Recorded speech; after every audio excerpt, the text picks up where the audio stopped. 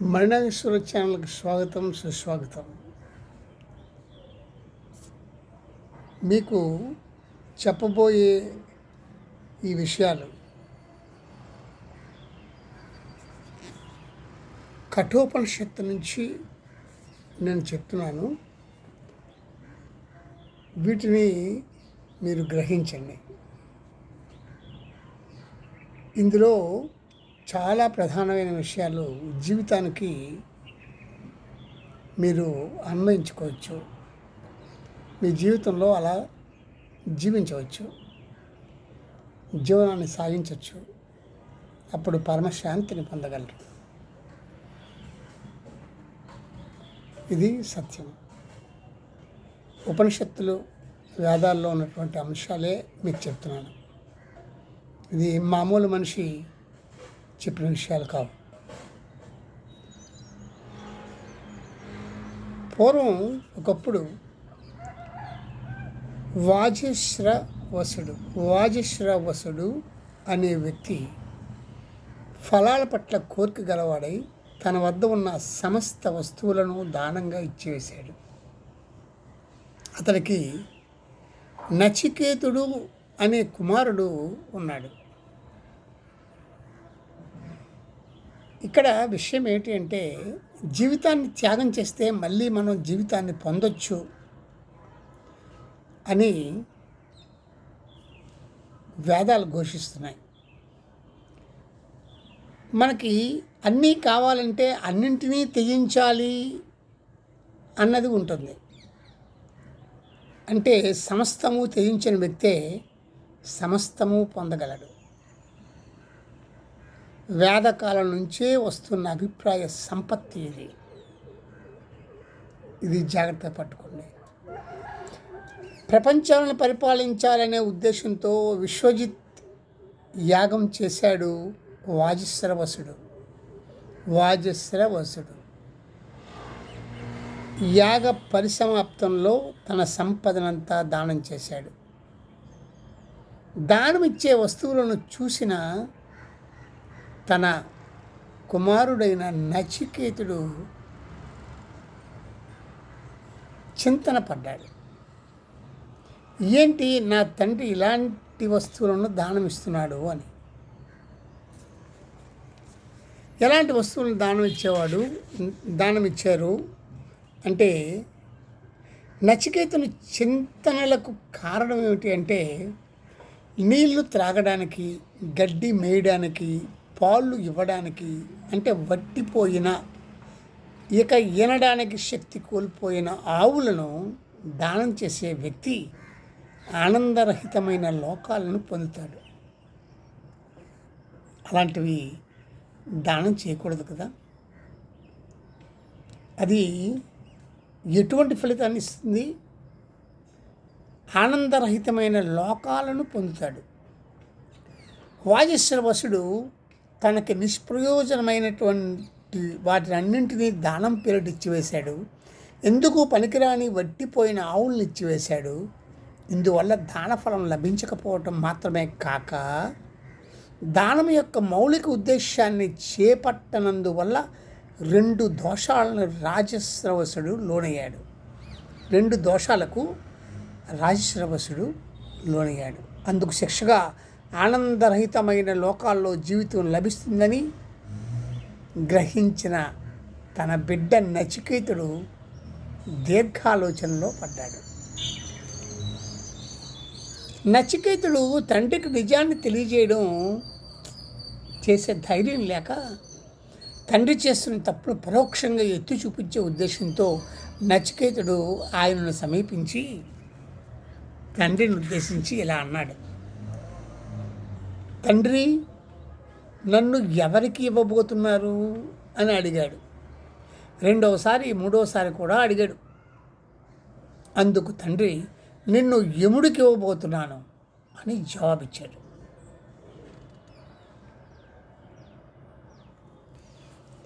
అనేక విషయాల్లో నేను మొదటి స్థానంలో ఉన్నాను, పలు విషయాల్లో మధ్యమునిగా ఉన్నాను అనుకోండి. నన్ను యముని వద్దకు పంపడం మూలంగా తండ్రి ఏం సాధించబోతున్నాడు అని నచికేతుడు యోచించసాగాడు. తండ్రి కోపంతో చెప్పినప్పటికీ చెప్పింది చేయవలసిందే, తాను యముని వద్దకు వెళ్ళే తీరాలని నిశ్చయించుకున్నాడు నచికేతుడు. కానీ వెళ్ళే ముందు ఆయనకు నిజాన్ని గ్రహింపజేయాలని అతను భావించి ఇలా అన్నాడు: పూర్వీకులు ఎలా జీవించారో ఎంచి చూడండి తండ్రి గారు. ఇప్పుడున్నవారు ఎలా జీవిస్తున్నారో యోచించి చూడండి. చెట్టు చేమల వల్లే మనిషి జనన మరణాలు పొందుతున్నాడు అని తండ్రితో చెప్పాడు నచికేతుడు. ఏదైనా యముని దగ్గరికి నచికేతుడు వెళ్ళాడు.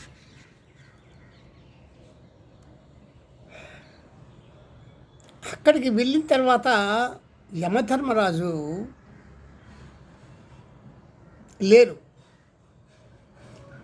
3 రోజులు దాటాక యమధర్మరాజు వచ్చారు. అతని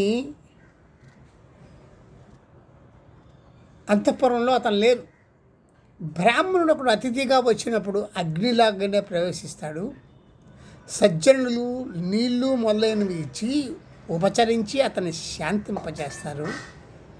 యమధర్మరాజా, నువ్వు ఆ బాలుడికి నీరు మొదలైనవి ఇవ్వు అని మంత్రులు యమధర్మరాజుతో చెప్పారు. ఇప్పుడు 3 రోజులు తదనంతరం యమధర్మరాజు వచ్చారు. అప్పుడు మంత్రులు యమధర్మరాజుకి ఈ విధంగా చెప్పారు: ఎవరి ఇంట్లో ఒక పవిత్రుడు అంటే బ్రాహ్మణుడు నిరాహారిగా ఉండటం తటస్థిందో, అంటే ఈ నచికేతుడు 3 రోజులు నిరాహారంగా ఉన్నాడు. ఎవరింట్లో? యమధర్మరాజు గృహంలో కదా.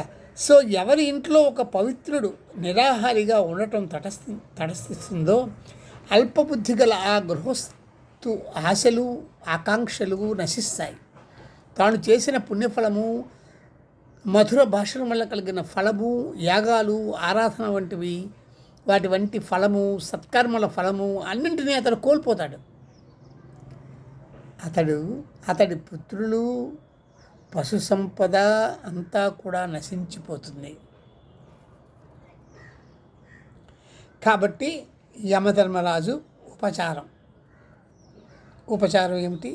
ఆరాధనీయుడా నచికేతుడికి యమధర్మరాజు సంబోధన చేస్తూ, ఆరాధనీయుడా, అతిథి, నమస్కరింపదగ్గ నువ్వు నిరాహారిగా నా ఇంట్లో 3 రాత్రులు గడిపావు. పవిత్రుడైన ఓ బాలుడా, ఆ దోషం నాకు వాటిల్లకుండా నాకు శుభం కలుగ్గాక.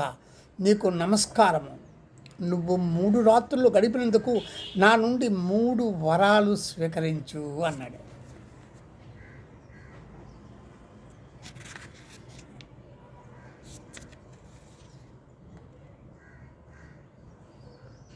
నచికేతుడు కాస్తంత ఒక్క క్షణం, 2 క్షణాలు, 3 క్షణాలు ఆగి, నచికేతుడు యమధర్మరాజుతో వీళ్ళిద్దరి మధ్యన సంభాషణ. ఇందులో నుంచి మనం గ్రహించవలసిన చాలా ఆధ్యాత్మిక విషయాలు మీరు గ్రహించాలి, పట్టుకోవాలని మీతో చెప్తున్నాను. 3 వరాలు ఇస్తా అన్నాడు. ఏమిటి కోరుకో అంటే, ఎవరు? యమధర్మరాజు నచికేతుడు అనే బాలుడికి. నచికేతుడు మొదటి వరం తండ్రి క్షేమం అడిగాడు. యమధర్మరాజా, నీ వద్ద నుంచి తిరిగి వెళుతున్న నన్ను, నీ దగ్గరికి వచ్చాను కదా, మళ్ళీ వెళతాను నాన్నగారి దగ్గరికి, నా తండ్రి దగ్గరికి. నా తండ్రి అయిన గౌతముడు అపార్థం చేసుకోకూడదు. నన్ను ఆదరించి మనోవ్యాకులత లేనివాడై, సంతోషం నిండిన మనస్కుడై, కోపరహితుడై నాతో మాట్లాడాలి. 3 వరాలలో దీనినే మొదటి వరంగా నేను కోరుకుంటున్నాను అని కుమారుడు అన్నాడు. కుమారుడైన ఎవరు? నచికేతుడు యమధర్మరాజుతో ఇలా అన్నారన్నమాట. అంటే యముణ్ణి కలుసుకుని తిరిగి వస్తున్నప్పుడు యముణ్ణి కలుసుకుని ఎవరైనా తిరిగి వస్తారా? కానీ ఈ బాలుడికి ఆయుష్ పూర్తి కాలేదు. ఆయుష్ పూర్తయినా యమధర్మరాజు తనని తీసుకోడు. ఎందుకంటే ఇతని పైన అమితమైన ఏదో ఒక సద్భావం కలిగింది. యముణ్ణి కలుసుకొని తిరిగి వస్తున్న ఇతడు దెయ్యం కాదు, నా కుమారుడే అని వాజస్రవసుడు గ్రహించాలి. వాజస్రవసుడు నచికేతుని తండ్రి గ్రహించాలి. తను ఒక తప్పు చేశానని కోపించిన ఆయన ఇప్పుడు ఆ కోపాన్ని వదులుకోవాలి. క్లుప్తంగా చెప్పాలంటే తండ్రి తనను ఆదరించి స్వీకరించాలని నచికేతుడు మొదటి వరంగా కోరుకున్నాడు. యమధర్మరాజు వరం అనుగ్రహించాడు, వరాన్ని ప్రసాదించాడు. దట్స్ ఆల్, అయిపోయింది. రెండో వరం ఏమిటో కోరుకో అన్నాడు యమధర్మరాజు నచికేతుడికి. చూడండి ఎంత ఇంట్రెస్టింగ్, ఇద్దరు ఎంత ఇంట్రెస్టింగ్గా మాట్లాడుకుంటున్నారు. రెండో వరం కోరుకోమంటే స్వర్గలోకం ఎలా వెళ్ళొచ్చు యమధర్మరాజా అని నచికేతుడు బాలుడు అడిగాడు. స్వర్గలోకం రెండో వరం, స్వర్గలోకం వెళ్ళిపోవాలి. స్వర్గలోకం చేరాలంటే ఎలా వెళ్ళచ్చు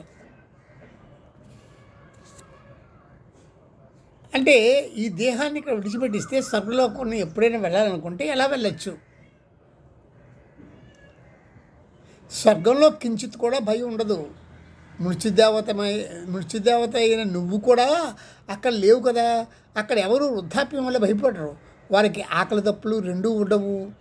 వారు శోకరహితులై ఆనందంలో మునిగి ఉంటారు అని నచికేతుడు అంటున్నాడు యమధర్మరాజుతో.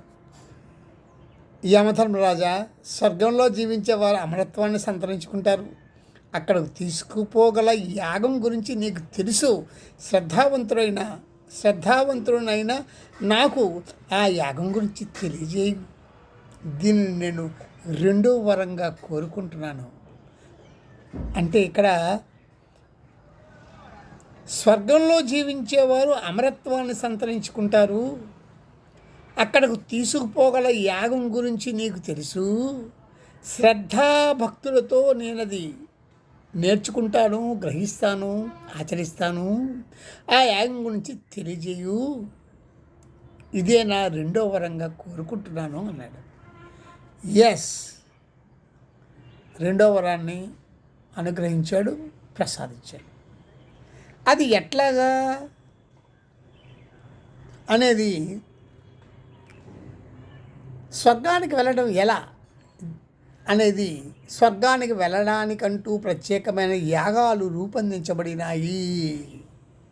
వాటిలో ఒకదాని గురించి యమధర్మరాజు రెండో వరంగా నచికేతుడు కోరాడు. ఆ యాగం, స్వర్గానికి వెళ్ళే యాగం ఎలాగో యమధర్మరాజు నచికేతుడికి చెప్పాడు. అది ప్రపంచంలో నచికేత విద్యగా పేరు పొందినది. యాగాలు బాహ్యంగా అనుష్ఠించేవి. కొన్ని వస్తువులు తీసుకొని బాహ్యంగా చేసే క్రియలు పుణ్యాన్ని ఇవ్వచ్చు, స్వర్గలోక జీవితాన్ని అందించవచ్చు. కానీ ఆంతరిక పురోగతిని అందిస్తుందా, అనుభూతిని కలిగిస్తుందా అనే ప్రశ్న కాలక్రమంలో జనించింది. ఆంతరిక అనుష్ఠానాలే ఆంతరిక పురోగతిని కలిగిస్తాయి అనే భావన బలపడింది. యాగాలు అంతర్ముఖమైనాయి, విద్యలు రూపొందాయి. అలా ఈ నచికేతునికి స్వర్గలోకాలు ప్రవేశించే యాగాన్ని, దానికి సంబంధించిన మంత్రాలను యమధర్మరాజు నచికేతునికి బోధించారు. ఓ నచికేత, స్వర్గానికి తీసుకువెళ్ళే యాగం గురించి అడిగావు, అది నాకు తెలుసు. దానిని నీకు చెబుతాను, సావధానంగా విను.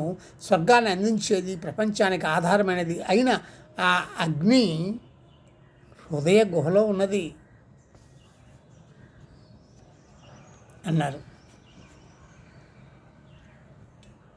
ఆ అగ్ని హృద్గుహలో ఉంది అంటున్నారు యమధర్మరాజు. ఇదే నచికేత విద్య. హృద్గుహలో ఉన్న బుద్ధిని జాగృతం చేయడానికైనా ఒక సాధనగా ఇది ఉండాలి.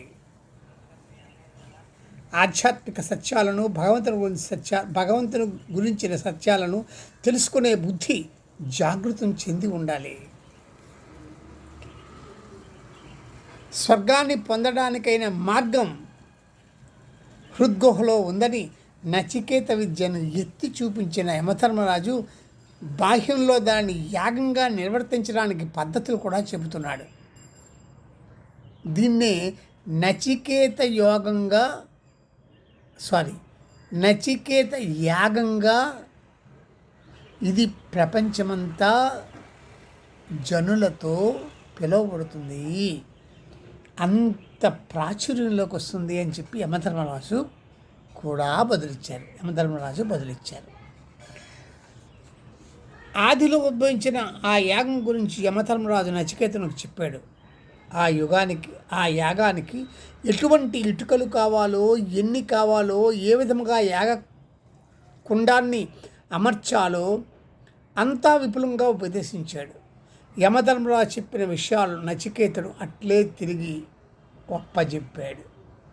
నచికేతుడు వాటిని అర్థం చేసుకోవడం చూసి సంతోషించిన యమధర్మరాజు మళ్ళీ ఇలా చెప్తాడు. నచికేతుని జవాబుతో ప్రీతి చెందిన వాడు మహాత్ముడు అయిన యమధర్మరాజు అతడితో, నీకు ఇంకొక వరం ఇస్తాను. ఈ యాగం ఇకపై నీ పేరిట ప్రసిద్ధమవుతుంది సుమా. ఇంకొకటి, ఎన్నో రంగులు గల ఈ మాలను కూడా తీసుకో అని చెప్పాడు. మురిసిపోతూ ఆనందంతో యమధర్మరాజు నచికేతను ఉద్దేశిస్తూ ఇవన్నీ చెప్తూ ఉన్నాడు. చాలా క్లోజ్ అయిపోయాడు కదా. నచికేత విద్యగా ఉన్నటువంటి విషయం, దీని నచికేత విద్య అని పేరుగాంచింది. నచికేత విద్య మహిమ ఎలా ఉంటుంది? నచికేత యాగాన్ని 3 సార్లు చేసిన వాడు, ఇది 2వ వరం గురించే నేను చెప్తున్నా.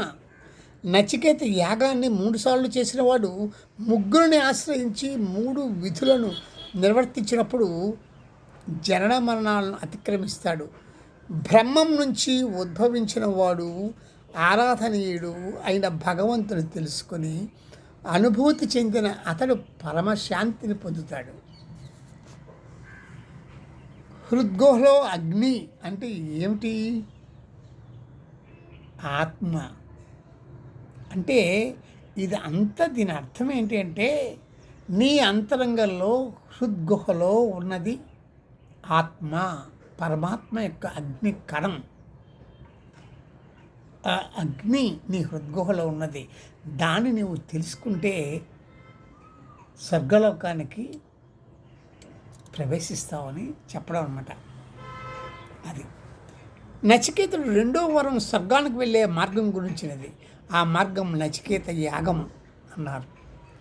ఆ బాహ్యమైన యాగాన్ని కొన్ని నియమాలు పాటించి నిర్వహిస్తే అదే ఒక ఆంతరిక సాధనగా, ఒక విద్యగా భగవన్ మార్గంలో చేరుస్తుందని ఈ మంత్రం సూచిస్తున్నది. ఈ నియమాలు, దానికి సంబంధించిన నియమాలు ఏమిటో, 1 ముగ్గురిని ఆశ్రయించడం, తల్లి, తండ్రి, గురువు. అంటే ఇది ఏమిటి అంటే, ఇండైరెక్ట్గా నీవు ఆత్మస్వరూపుడు అని గుర్తించాలి అంటే ఎలా ఆ దారిని ఏర్పరచుకోవాలి అని.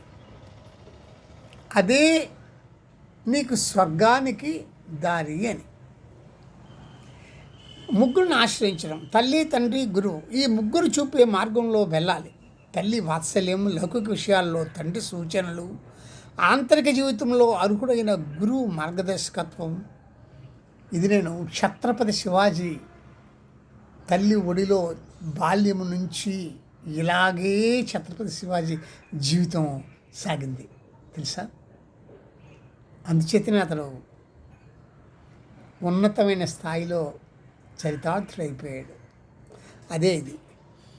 తల్లి, తండ్రి, గురువు ఈ ముగ్గురు చూపే మార్గంలో వెళ్ళాలి. తల్లి వాత్సల్యం, లౌకిక విషయాల్లో తండ్రి సూచనలు, ఆంతరిక జీవితంలో అర్హుడైన గురువు మార్గదర్శకత్వం, ఈ మూడు తగిన తరుణంలో సరిగ్గా లభించిన వ్యక్తి జీవితం విజయవంతం అవుతుంది. దీనిలో ఒకటే లభించకున్నా ఆ జీవితం పరిపూర్ణం కాదు. కనుక ఈ ముగ్గురు ఆశీస్సులతో జీవితం పరిపూర్ణతను సంతరించుకోవాలి.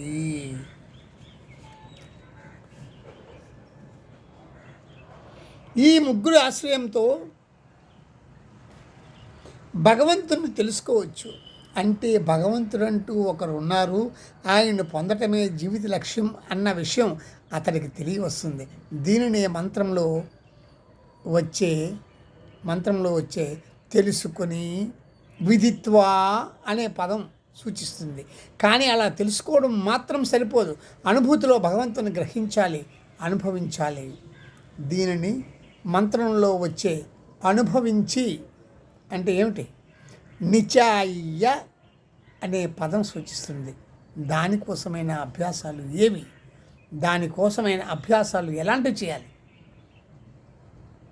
దీనికి సంబంధించిన మంత్రాలన్నీ కూడా యమధర్మరాజు నచికేతుడిని కూర్చోపెట్టుకుని అన్నీ బోధన చేశాడు. నచికేతుడు ఎంత చక్కగా బాలుడు కదా, చక్కగా గ్రహించాడు. 3 అభ్యాసాలు: తపస్సు, స్వాధ్యాయము, ఈశ్వర ప్రాణిదానము అనే 3 కర్మలు లేక 3 అభ్యాసాలు అని పతంజలి మహర్షి వచిస్తున్నారు. సొంత అవసరాలను తగ్గించుకోవటము, తన జీవితం ఇతరులకు ప్రయోజనకరంగా రూపొందే తీరులో జీవించడము తపస్సుగా పేర్కొనబడుతుంది. మంచి గ్రంథాల పఠనము, మంచి ఉపదేశాలు ఇతరులకు చెప్పడం, మంత్రజపం, ఆత్మవిచారణ వంటివి స్వాధ్యాయంగా పరిగణింపబడతాయి. భగవంతుని ఆరాధించడము, ఆయనను శరణుజొచ్చి జీవించడము ఈశ్వర ప్రణిధానంగా చెప్పబడుతుంది. ఈ రకంగా ముగ్గురు తోడ్పాటుతో 3 అభ్యాసాలు చేసే వ్యక్తి భగవంతుని పొందుతాడు. ఆ భగవంతుడికి ఎవరు? బ్రహ్మం నుంచి ఉద్భవించినవాడు, నిరాకార నిర్గుణ పరమోత్కృష్ట స్థితిలో భగవంతుడు బ్రహ్మంగా విరాజిల్లుతున్నాడు. సాధారణ మానవులు అర్థం చేసుకోదగ్గ స్థితిలో, ఫలానా రూపాలతో గుణాలతో ఉన్న స్థితిలో భగవంతుడు, దేవుడు, శివుడు, విష్ణువు, దేవి మొదలైన వివిధ నామాలను ఆపాదించుకుంటున్నాడు. ఈ స్థితిలో ఉన్న భగవంతుణ్ణి మనిషి పొందుతున్నాడు. మరి ఇటువంటి అభ్యాస కర్మల ఫలం ఏమిటి? చెక్కు చెదరని శాంతి. భగవంతుని మూలంగా కాకుండా వేరే దేని ద్వారానైనా లభించే శాంతి స్థిరమైనది కాదు. ఇదే స్థిరమైన శాంతి, పరమశాంతి. కొన్ని బాహ్య కారణాల ద్వారా లభించే శాంతి ఆ కారణం తొలగిపోగానే కరువైపోతుంది. కానీ భగవంతుని పొందడం వల్ల లభించే శాంతి దీనివల్ల నశించదు.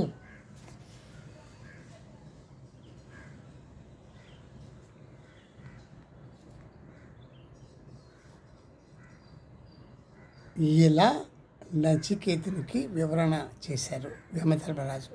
గత మంత్రంలో చెప్పిన 3 తెలుసుకొని ఎవరు నచికేత యాగాన్ని నిర్వర్తిస్తాడో అతడు శరీరము పతనము కాక మునిపే మృత్యువును జయించి శోకాలకు అతీతుడై స్వర్గలోకంలో ఆనందిస్తాడు.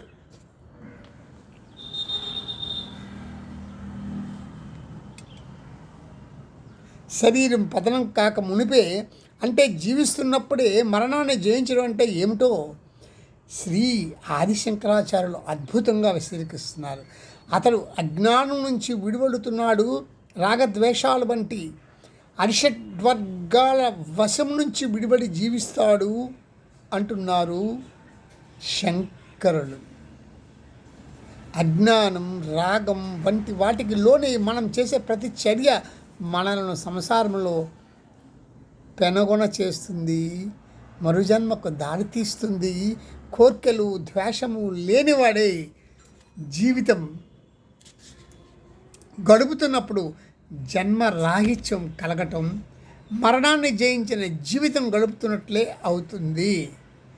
నచికేత, స్వర్గానికి తీసుకువెళ్ళే ఏ యాగాన్ని గురించి అడిగేవో దానిని నీకు తెలిపాను. ఈ యాగాన్ని జనులు ఇకపై నీ పేరిటనే పిలుస్తారు, నచికేత యాగమని. ఇక 3వ వరాన్ని కోరుకో అన్నాడు. 3వ వరం నేను ఇంకో వీడియోలో కంటిన్యూ చేస్తాను. తప్పక దాన్ని మీరు వినండి. ఉపనిషత్తు నుంచి నేను ఇవి చదివి వినిపించి దాని అర్థాన్ని, భాష్యాన్ని, తాత్పర్యాన్ని, దాని వ్యాఖ్యని చెప్తున్నాను. దయచేసి వినండి. ఇలా వినే బాల్య దశలో మీ బిడ్డలకు తల్లులందరూ మీ చిన్న బిడ్డలకు, ఒడిలో ఉన్న బిడ్డలకు ఇలాంటివి చెప్పండి. ఉన్నతులుగా ఎదుగుతారు. ఈ దేశానికి మంచి పేరు తీసుకొస్తారు. ఈ దేశాన్ని నడిపే హీరోలు అవుతారు. ధన్యవాదాలు.